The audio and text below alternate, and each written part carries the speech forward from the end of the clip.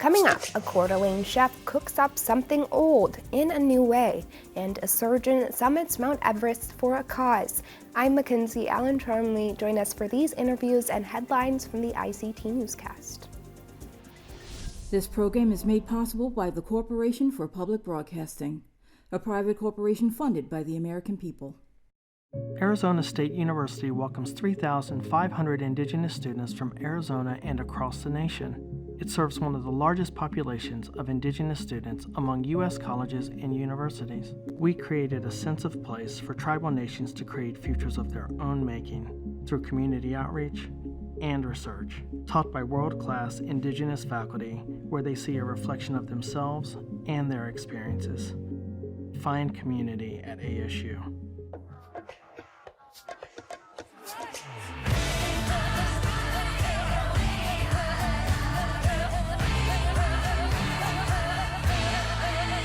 This is the ICT Newscast with Aaliyah Chavez. Chinangale, we're so glad you could join us. Aaliyah is away. We start today with the federal government adding new muscle to combat the missing and murdered relatives crisis. On Wednesday, the Justice Department announced it was adding 10 staffers in 5 regions to assist on MMIP cases. The support includes aiding investigations and promoting coordination among federal, tribal, local, and state law enforcement. Marlis Big Eagle from the Justice Department says she has hopes for real progress. My hope is that I want to be able to have all of the families in Indian country or Native families receive the same attention to this issue that other families of the missing receive. I want there to be an improved communication with law enforcement and with Native families and tribal communities. I want families to know that they're being heard, and I want them to be treated with dignity and respect. The 5 regions include the Northwest, Southwest, Great Plains, Great Lakes, and Southeast. We turn now to the Northern Plains, where one tribe is demanding that the Army respect its sovereignty as it moves to return the remains of a boy who died at the Carlisle Indian Boarding School in 1879. In May, the Army announced plans to disinter Amos Lafarboy and other children who died at the school and return them to relatives. It said it would return Amos's remains to relatives at the Sisseton Wahpeton Oyate in South Dakota. The Oyate now says that the Army is denying proper consultations and ceremonies during the process, as spelled out in the Federal Native American Graves Protection and Repatriation Act, or NAGPRA. The Army claims NAGPRA does not apply to this situation. Tamara St. John disagrees. She has worked for the tribe on this issue for years. We are following NAGPRA, which is the hard-fought law for these things.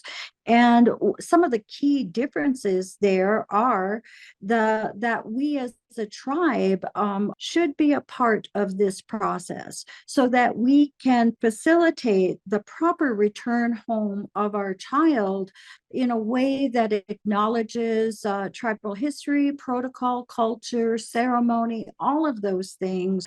Staying in South Dakota, the first annual parade celebrating an Indigenous nation's victory over the U.S. 147 years ago took place recently.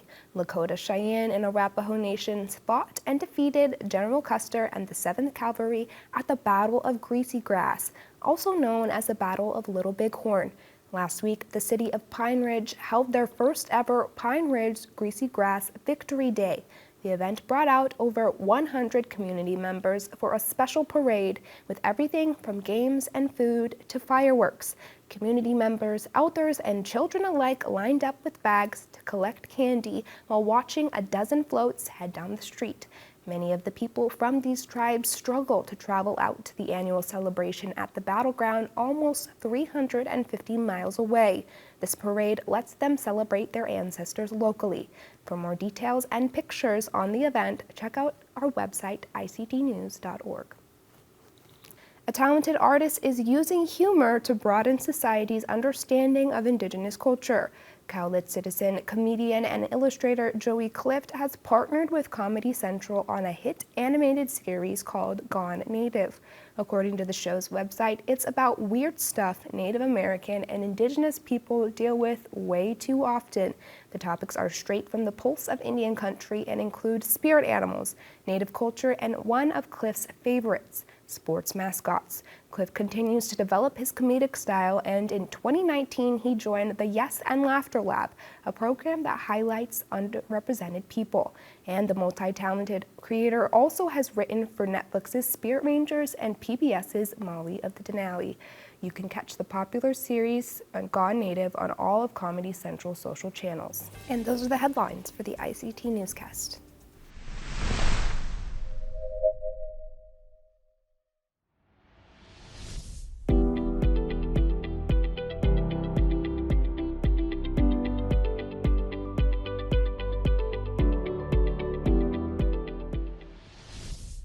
A former policy analyst is using her Indigenous culinary skills on a cooking show. The PBS series, The Great American Recipe, is in its second season. Given shares Indigenous foodways from her homeland. ICT's Vincent Moniz has more. When Coeur d'Alene citizen Maria Givens wasn't with her father in court, she was fishing and berry picking with her mother in the Idaho mountains. The former policy analyst is using her Indigenous food knowledge on the PBS cooking competition, The Great American Recipe. Maria recently spoke with Sandra Hale-Schulman about how she blended her love of cooking with her education. So I grew up in Coeur d'Alene, Idaho, and I've been cooking since I was probably 10 years old. My mom taught me how to make enchiladas and just cook for the family. We're a busy family of 4, and learning how to cook was just part of the gig of growing up in our family. And so I've just fallen in love with, cooking. I love cooking for my friends, my family, and just kind of, there's so much to learn and so much to create when you're cooking that, that's kind of where it started. I graduated from the University of Washington with a bachelor's in American Indian Studies and Political Science, and then went to Washington, D.C. and was working on salmon legislation in the Senate, and then the Native Farm Bill Coalition when I worked at NCAI. And then it was there where I kind of realized, all these things that I really care about are connected through food. Environment, economic development, just cooking and culture and hanging out with people could all be connected through food. And so that's when I decided to go get my master's degree in environment and sustainable food systems from the University of Colorado in Boulder. And that just kind of opened up this whole big world of food and food systems. And I just have fallen in love with it. Givens tells us how much salmon is tied to her people's foodways and how inventive they have to be to feed everyone. I'm Coeur d'Alene, and so salmon is part of our culture. We're salmon people. And so salmon is what we would always have. If I was feeling a little bit sick, my mom would, here, have some salmon. And so that's whenever I'm feeling, kind of in one way or another, salmon usually kind of can get me out of it. And, I cook it on the show. And it was interesting because the way that we cook it at Coeur d'Alene is very, I guess some people would call it plain, but it's just respecting the food as it is. Because I was always taught that the salmon, if you are eating the food, the animal chose you and chose you to have that its nutrients. And so you have to respect it by not putting, a ton of brown sugar on it or, something like that.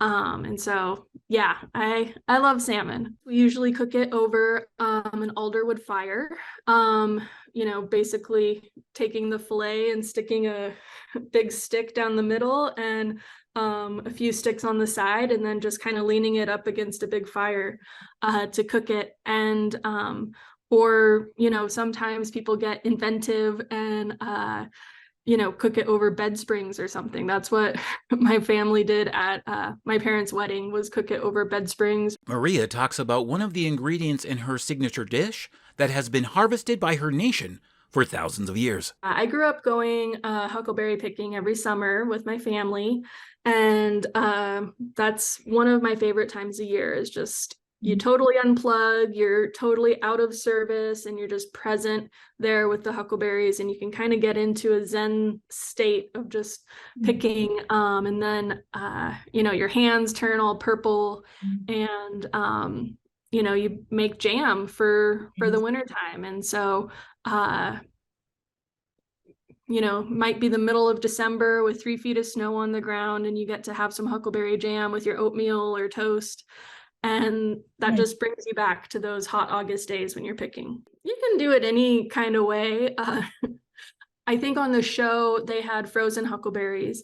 And so I used the frozen huckleberries and mixed it in with some maple syrup and some brown butter, and kind of made almost a caramel out of it.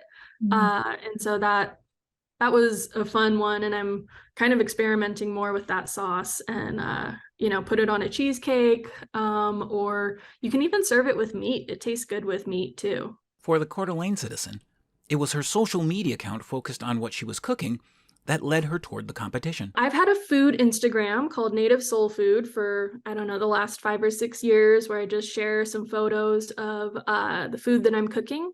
And somewhere buried deep in my DMs, there was a message from a casting agent from LA, and they couldn't really tell me what the show was or anything, but they're like, "Are you interested in being on TV and cooking native foods?" And I'm like, "Yeah, sure, that sounds great." And then after a bunch of rounds, finally found out what the show was. It was on PBS, and that I'd be heading to Virginia for a month to go cook. I think meeting the other folks on the show was the most exciting part. We all got super close, just in the bus on the way to set, or there's a whole lot of downtime when you're shooting a TV show. There's, the judges have time where it's only them on camera and we can't be there. So we're hanging out in our little room, or we're waiting for the cameras to get set up, or anything like that.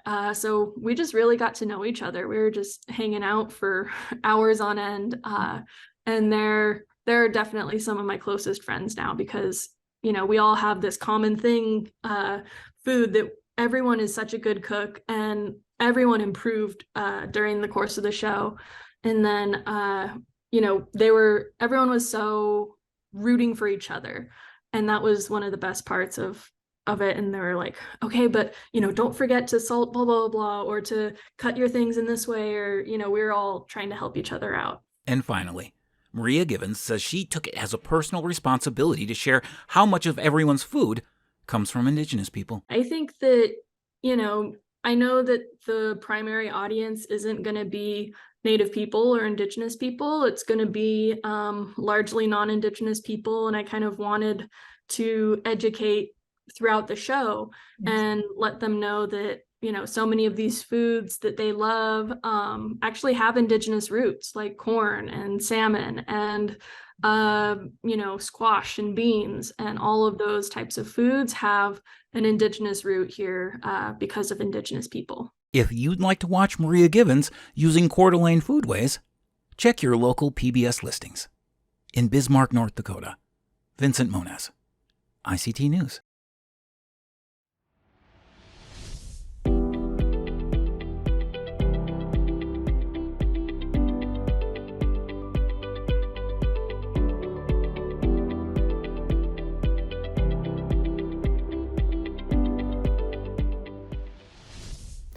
Dr. Jacob Weasel had a goal to inspire youth, and he achieved it by making history. This Lakota surgeon is the first Native American ever to summit Mount Everest, and he did it for a cause. I interviewed him earlier this month. Take a look.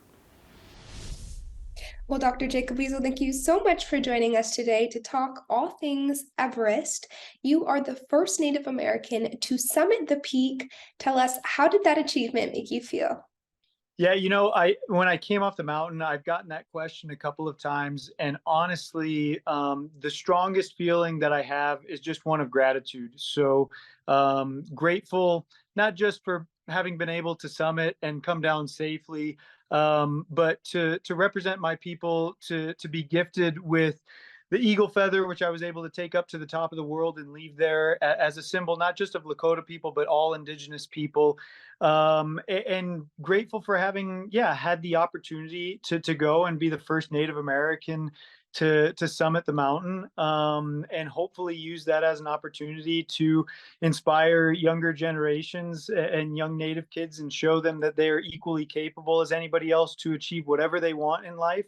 Yeah, I mean, coming down just full of joy, and full of gratitude. You mentioned that you had brought an eagle feather with you on your journey.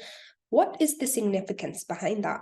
Yeah, well, and so for obviously for a lot of Native cultures, eagle feathers are sacred, and I've had the opportunity of developing a relationship with several elders in the community and medicine men, and I was approached by a guy named Rick Two Dogs, who's a well-respected member of our community, and he's a medicine man, been practicing for nearly 50 years or so on Pine Ridge Reservation, and he had basically asked me if I would be willing to take an eagle feather that was blessed in ceremony to the top of Everest. And when we sat down to have lunch, and he gifted me with that feather, he basically said, you know, this feather is representative, and it's a symbol of our people.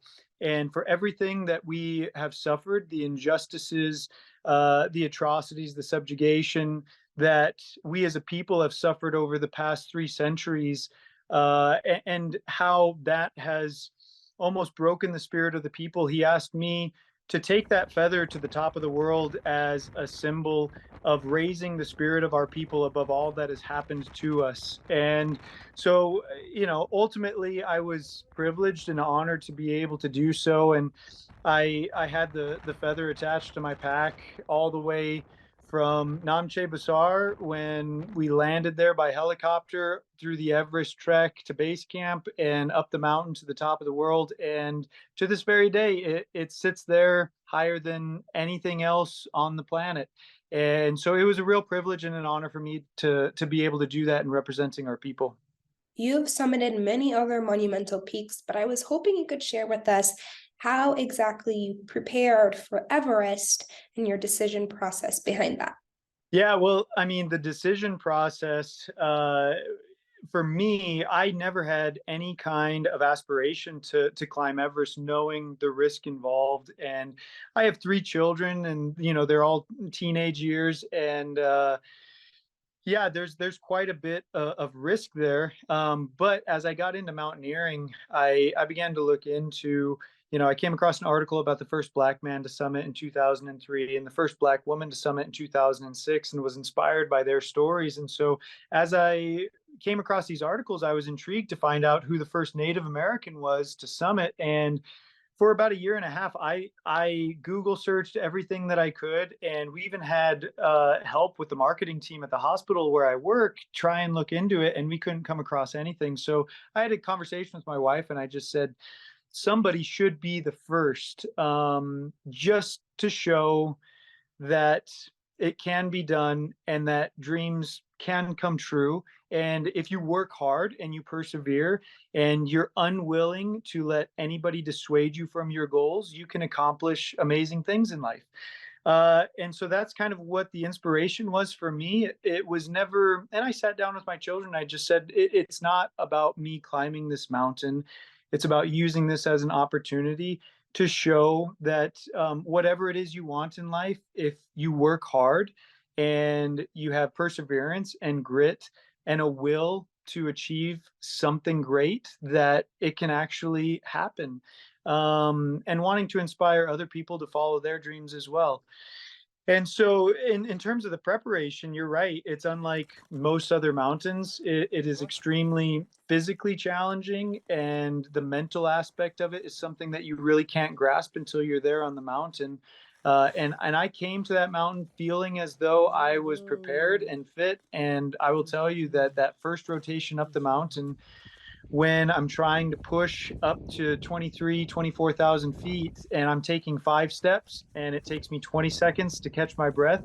I was humbled by that because it was something that I had never experienced before. But in terms of preparation, it's a lot of working out, spending time on a stair stepper, spending time in the gym. And so, in the 9 to 12 months leading up to the expedition, I spent upwards of 4 hours every day preparing physically for this. And a lot of it was putting on a heavy pack and stair stepping for 2 hours at a time, and then doing some lifting, mostly legs and core, and then just running up hills and all sorts of different things. At the end of the day, nothing is really a substitute for putting on a heavy pack and climbing up hills, because that's what you end up doing. So I can only imagine climbing a mountain takes a strong mindset. Were there any key moments on your journey where you felt challenged? yeah, so for people that don't know, you go up the mountain to acclimatize and get used to that altitude, and then you come back down the mountain and you rest.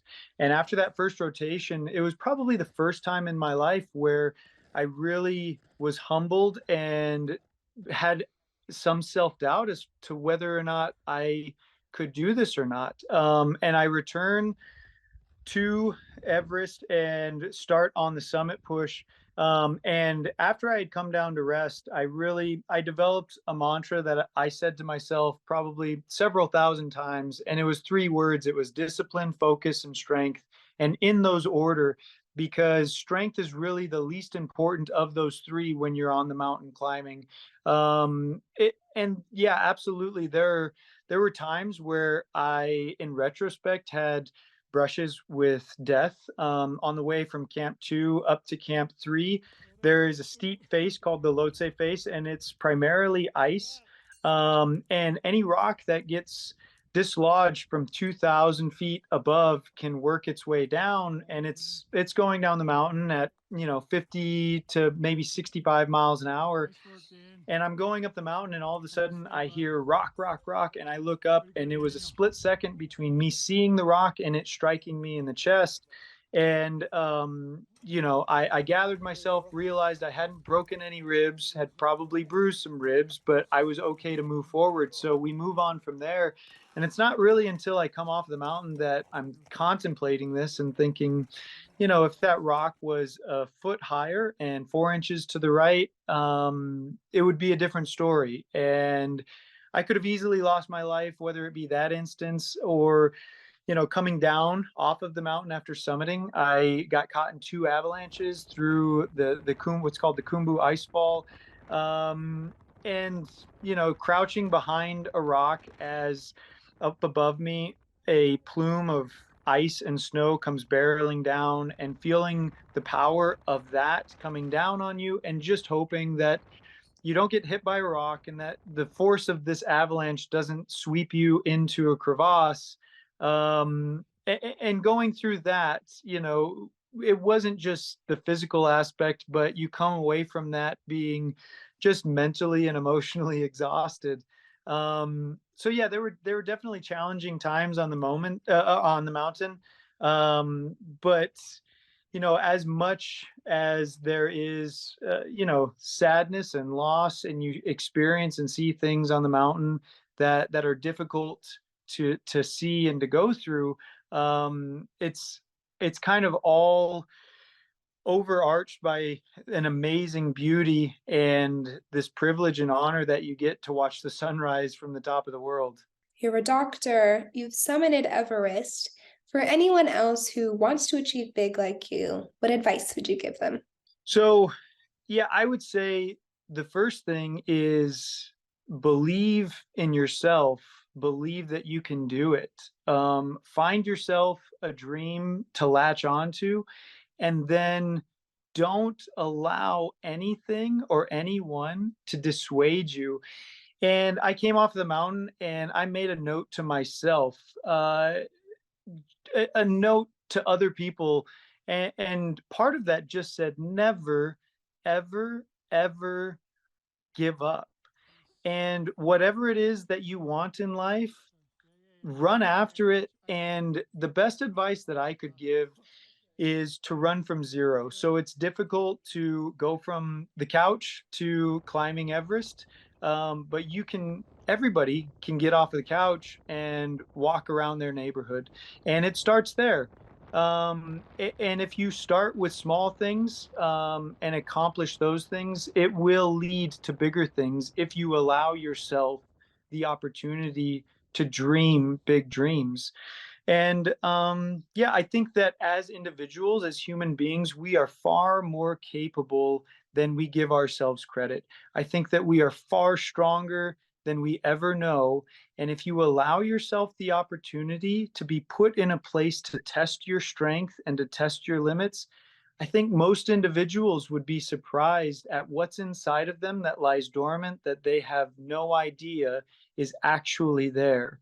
And so for me, going to climb these mountains, and whether it's that or other areas in life, I think us realizing what we are capable of as human beings, and being able to push our limits and have a deep appreciation for our potential, is something that I've come to love, and hopefully something that I hope others will be inspired to pursue for themselves. Well, Dr. Jacob Wiesel, thank you so much. Thank you for having me. And that's a slice of our Indigenous world. For all the latest, visit ictnews.org. From all of us in the newsroom, stay safe, my relatives.